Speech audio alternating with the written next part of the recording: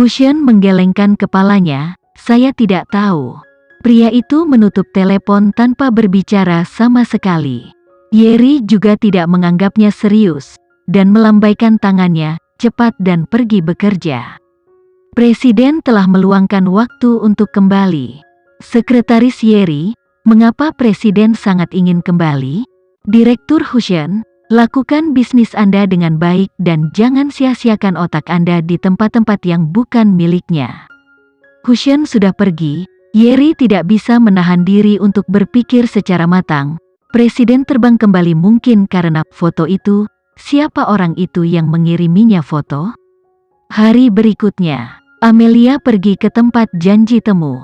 Dia berdiri di pintu Presidential Suite 027 dan menekan bel pintu. Segera, pintu kamar terbuka, dan Panji berdiri di dekat pintu. Amelia masuk, dan Panji menutup pintu kamar kepresidenan. Panji, di mana Bibi Listi? Bagaimana saya tahu jika Anda berbohong kepada saya? Jika Anda menelepon, saya ingin mendengar suara Bibi Listi. Amelia langsung ke pokok bahasan. Panji mengangguk, mengeluarkan ponselnya, dan memutar nomor telepon. Segera, ujung lainnya terhubung. Panji menyerahkan telepon kepada Amelia.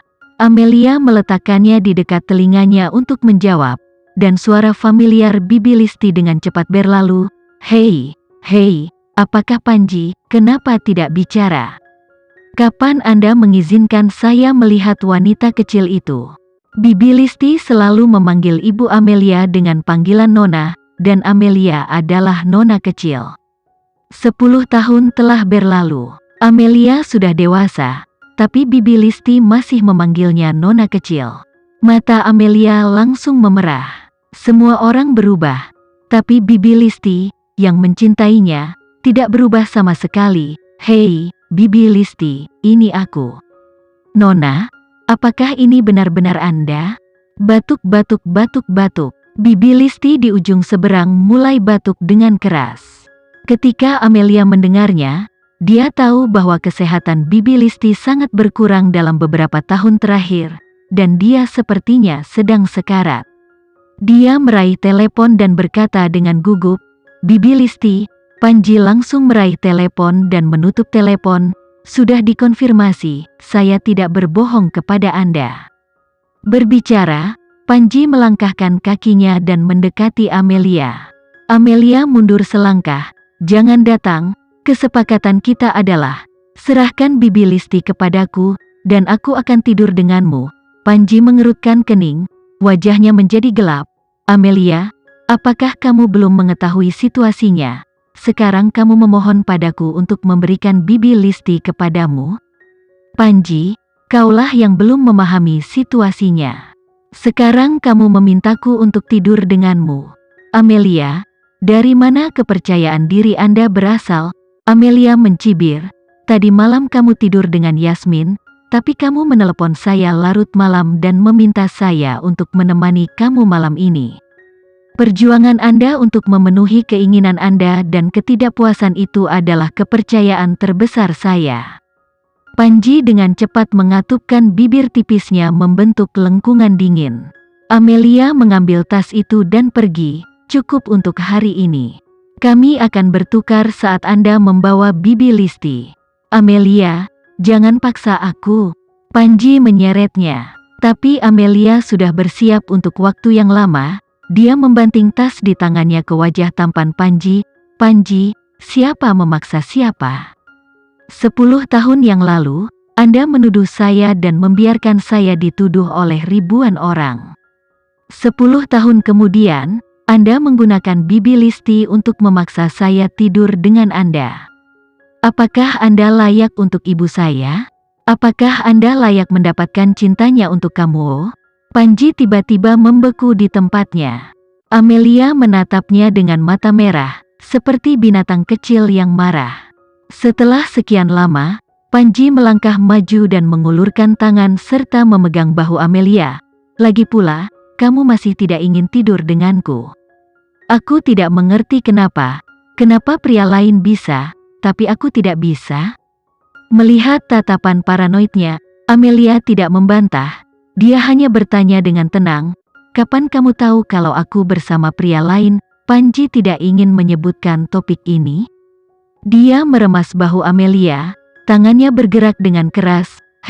Menurutmu tidak ada yang tahu apa yang kamu lakukan? Saya tidak kembali sepanjang malam. Saya mencarinya sepanjang malam, dan saya menjadi gila. Akhirnya, Yasmin memberitahuku bahwa kamu bermalam di suatu tempat dengan pria liar itu. Saat aku bergegas, aku melihatmu tidur bersama.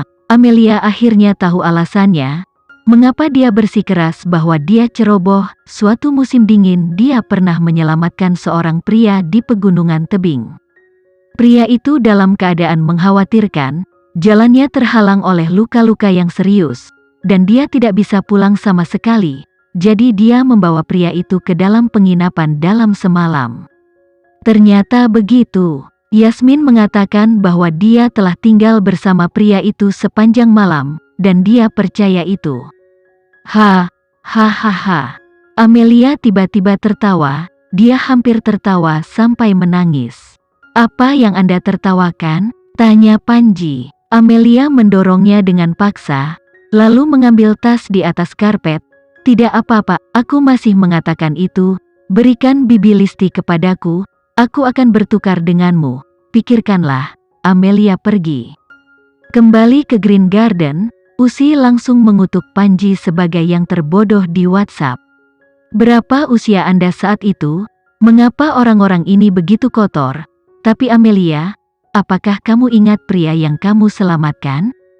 Pria yang dia selamatkan saat itu, Amelia ingat bahwa ketika dia berusia 12 tahun itu, dia menyelamatkan seorang pria yang tidak sadarkan diri di pegunungan tebing. Dia yakin jika dia pergi nanti, pria itu akan mati di pegunungan itu. Saat itu, jalan terhalang hujan sangat lebat, dan hari hampir gelap. Orang itu gemetar karena suhu sangat rendah. Dia berjuang untuk membawa pria itu ke gua terdekat, dan menyalakan ranting dan dahan agar dia tetap hangat, tetapi saat itu masih sangat dingin, dan anggota tubuh pria itu sudah tergigit es. Amelia melepas pakaiannya dan memeluk pria itu dengan erat, menggunakan suhu tubuhnya masing-masing untuk membuatnya tetap hangat. Dengan cara ini, pria itu selamat. Sekarang Amelia memikirkannya. Saat itu, dia baru berusia 12 tahun, dan dia hanya ingin menyelamatkan orang, tetapi di mata orang lain, itu berubah menjadi gambaran yang sangat harum. Di bawah dorongan Yasmin, Panji selalu menganggap dia gadis yang kotor. Usi benar untuk dimarahi, orang-orang ini benar-benar jahat. Tentang pria itu Amelia menjawab, 8 tahun telah berlalu. Saya tidak dapat mengingat pria itu dengan jelas.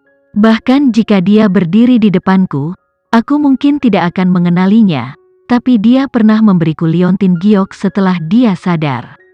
Dia bilang dia akan kembali untuk menemukanku. Usi sentak bertanya, "Lalu di mana liontin gioknya?" Amelia dengan sedih.